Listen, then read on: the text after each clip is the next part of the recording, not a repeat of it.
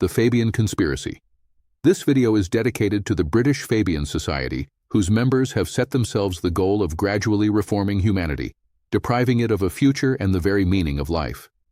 Before us is the most massive conspiracy in human history, which the media and authoritative scientists prefer to remain silent about. When we think of conspiracies, our imagination conjures up images of secret meetings in dark rooms, cloaked conspirators, and sudden coups. But the most dangerous conspiracies are different. They happen slowly, quietly, and respectably. And that's precisely why they almost always succeed. For over 100 years, humanity has lived in a world whose political, economic, educational, and cultural foundations have been deliberately and systemically altered. This did not happen spontaneously or in the interests of progress, as we are often told. A specific organization stands behind these changes, the Fabian Society. An organization most people have either never heard of or consider to be a harmless intellectual club of English socialists.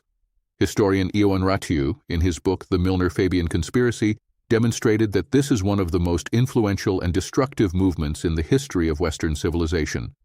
Who are the Fabians, and why are they more dangerous than revolutionaries and terrorists? The Fabian Society was founded in London in 1884.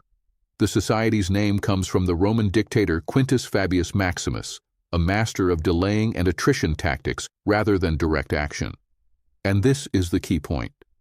The Fabians rejected open revolution. They realized that revolutions are frightening, provoke resistance, and therefore often fail. Instead, they chose a strategy of slow penetration and subtle reforms.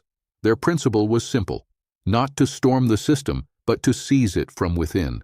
They infiltrated government institutions, political parties of all stripes, universities and schools, the media, culture, religion, and science, and the financial and managerial elites. Fabianism is socialism by stealth. The Fabians never hid their tactics. They were confident that most people wouldn't bother to investigate their activities.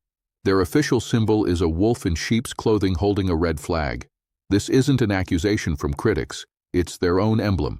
The Fabians' socialist rhetoric about justice and equality served as camouflage. Their real goal was to completely reshape society, depriving it of independent thought, cultural roots, religious foundations, and economic independence. The Fabians gradually took over politics while remaining in the shadows. According to one of its leaders, the Fabian Society was created for reflection and debate, not for political campaigning, which it left to other organizations, while encouraging its members to infiltrate and operate within these structures. Thanks to this tactic, the activities and influence of the Fabian movement remained virtually invisible to outsiders. Initially, the Fabians infiltrated the existing British political parties, the Liberal and Conservative, and then created their own, the Labour Party. As a result, the Fabians gained the ability to influence government decisions regardless of who was formally in power. As one of their leaders acknowledged, no one who wanted to work in government could escape Fabian influence. This is the ideal power grab, when elections no longer matter. In 1951, the Labour Party revived the Socialist International, establishing its headquarters in London. The International, which unites 132 left-wing parties from over 100 countries, has become a powerful instrument of influence for the Fabian Society, allowing it to advance its projects both on the global stage and within countries where left-wing parties are in power. The special status granted to the Socialist International at the United Nations has given the Fabian Society access to shaping both the UN's leadership and its agenda. A clear example of this influence was the election of Socialist International President Antonio Guterres as UN Secretary-General in 2017. Another important step for the Fabians was their takeover of the education system. If you want to control society, start with education. The Fabians understood this better than anyone. They took control of school boards, universities, teachers' associations, and the management training system. Their influence on education, science, and public administration culminated in the creation of the London School of Economics, one of the most powerful international centers of ideological indoctrination of the 20th century. From its walls emerged politicians, bankers, international officials, and future architects of global governance. They were taught more than just economics. They were taught the correct worldview.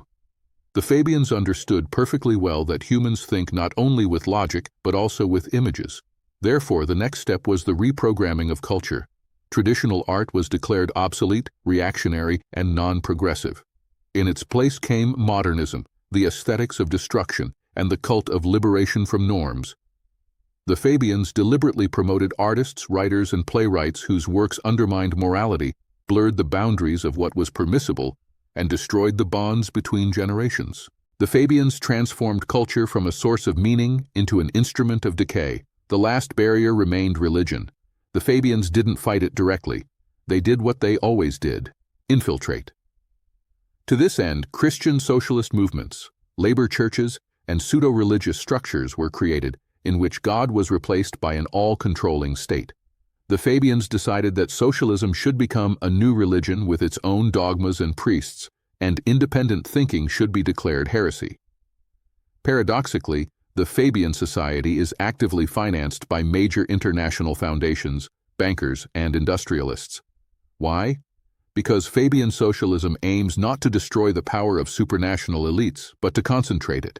Nationalization, regulation, global institutions, all of this requires a centralized control center, and this center has never been in the hands of the people. The Fabian Society's primary goal is the establishment of a world government. Moving in this direction, the Fabians extended their model to the United States, international organizations, and global governance structures. The United Nations, supranational banks, and international regulators all reflect Fabian logic, where decisions are made not by nations or heads of state, but by experts trained by the Fabians. Why this poses a threat to humanity?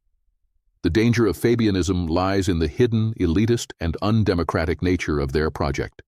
The Fabians did not ask for consent, did not engage in open debate, and did not allow for alternatives. They rewrote the rules of the game without announcing it. The result was the loss of sovereignty, the destruction of traditions, the substitution of culture, the degradation of education, and the concentration of power in the hands of a few. Conclusion. The Fabian Conspiracy is not a dark history of the past. It is the reality of today. In the middle of the last century, former Fabian Society member and writer George Orwell published the novel 1984 as a grim warning of a totalitarian world in which people are deprived of basic rights: property, freedom of movement, choice of profession, the ability to start a family and have children, and even to think independently. Aware of the Fabian Society's plans, Orwell sought to warn humanity of a future toward which wolves in sheep's clothing are gradually leading it.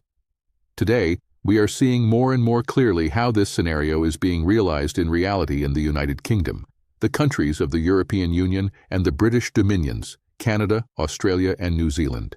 Awareness of the Fabian Conspiracy is an important step toward resistance and ultimately thwarting the plans of those who, disguised as benefactors, consistently deprive humanity of dignity and freedom. A link to the text of the chapter The Fabian Conspiracy from Ioan Ratu's book is provided below this video. Thank you for your attention.